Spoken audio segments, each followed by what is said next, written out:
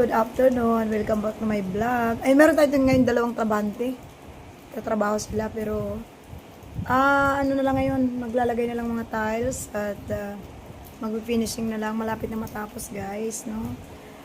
Matagal-tagal din yung trabaho, mga isang buwan kalahati, no? So medyo pagod na ang lulapes talaga, guys. So ang hirap ngayon magpagawa ng bahay at magpaayos, no?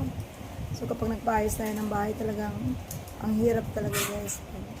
Hirap kasi number one yung trabahador. Alam nyo, guys, ilang beses akong nagulit-ulit ng mga trabahador dahil yung iba kasi nakakalungkot lang kasi pag arawan sila, kasi binabantayan ko sila, guys, kasi nakatutok talaga ako sa kanila. Yung bantay ko sa kanila, talagang dyan ako sa kanila nagbabantay. Kapag naalalaman nila na nakabantay ako lagi, sasabihin nila pag malapit na matapos, ma'am, pakyaw na lang po. So, siyempre hindi na ako papayag kasi tingin ko mga 2 araw, 3 araw na lang yan. Pero papakyawin sa'yo ng malaking malaki.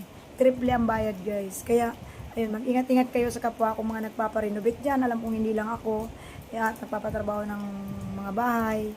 Hindi lang ako ang nakaka-experience ng ganito sa ibang tao. Talagang, hindi ko alam. Sa una maganda, pero pag at the end, sasabihin na, ma'am, pakyaw na lang to, pakyaw na lang yan. Tapos kukontratahin ka nilang napakalaking halaga. Diba? Ang hihirap, hindi sila fair, guys, hindi fair.